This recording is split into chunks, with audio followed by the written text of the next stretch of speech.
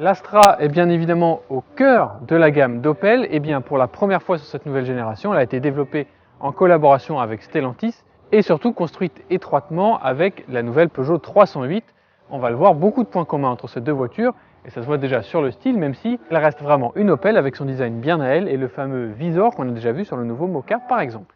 Aujourd'hui on vous essaye cette nouvelle Astra en version essence 130 chevaux avec une boîte mécanique et la finition GS Line qui n'est pas tout à fait la plus haute mais presque. Et puis, comme d'habitude, avant de vous retrouver à l'intérieur de cette nouvelle Astra, on vous invite à nous laisser un petit pouce sous la vidéo si elle vous a plu, à vous abonner à notre chaîne et à nous retrouver sur les réseaux sociaux et sur autoplus.fr.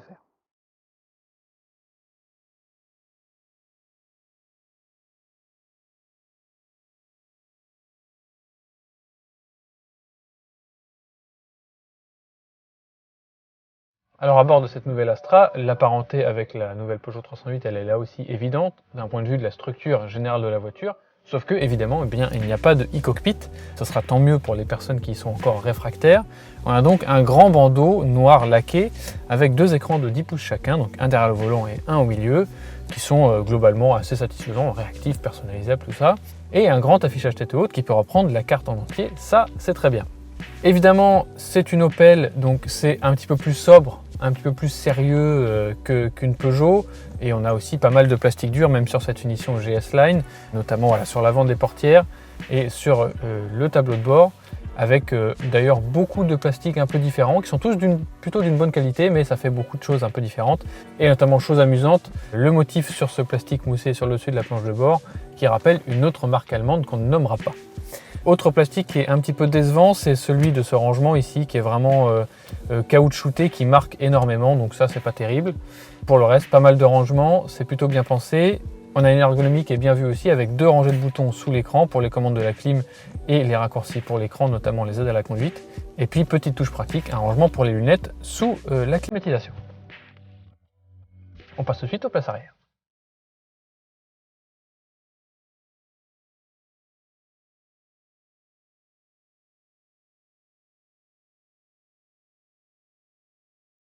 Aux places arrière aussi, l'affiliation avec la Peugeot 308 elle est évidente, mais là c'est un petit peu moins une bonne chose parce que l'habitabilité n'est pas dans les meilleures de la catégorie clairement, et en plus la surface vitrée très réduite fait qu'on se sent un petit peu enfermé. Rien de très grave non plus, je vous rassure, vous voyez on a quand même de la place pour les genoux et aussi pour la tête, mais voilà, ça pourrait être plus généreux. Même chose pour la place centrale qui en plus doit faire avec un tunnel de servitude qui prend de la place. Et on finit par un petit mot sur le coffre, qui est un tout petit peu plus grand que celui de la 308, qui est donné pour 422 litres, donc ça c'est plutôt pas mal. Il sera en revanche beaucoup plus petit sur les versions hybrides rechargeables qui arriveront un petit peu plus tard dans l'année.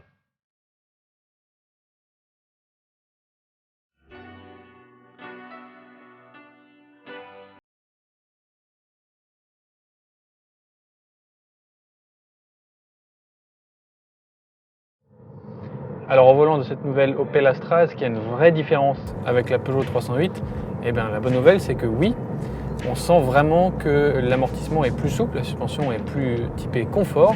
Alors c'est pas non plus une Citroën, hein, on n'est pas dans un coussin d'air non plus sur la route, mais c'est bien agréable au quotidien et en ville, alors que la Peugeot 308 est quand même plus typée dynamique, alors forcément en conduite un peu rapide, c'est un peu moins ludique que la Peugeot, mais c'est une voiture qui se laisse emmener avec plaisir également, donc pas vraiment de défaut sur le côté châssis.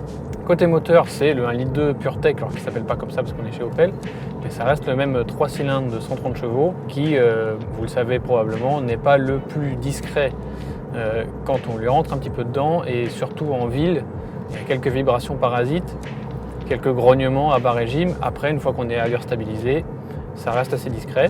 Et surtout, nous on a mesuré le même moteur et la même boîte de la Peugeot 308 actuelle à 6,2 litres au 100 km de moyenne, donc quelque chose de globalement très satisfaisant.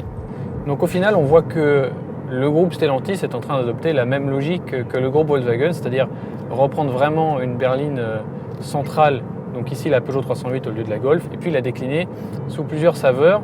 Donc là, c'est pas une voiture qui est fondamentalement différente de la 308, c'est de la revue de détail, mais ça en fait une voiture qui est plus pragmatique, qui est plus rationnelle au quotidien, plus confortable.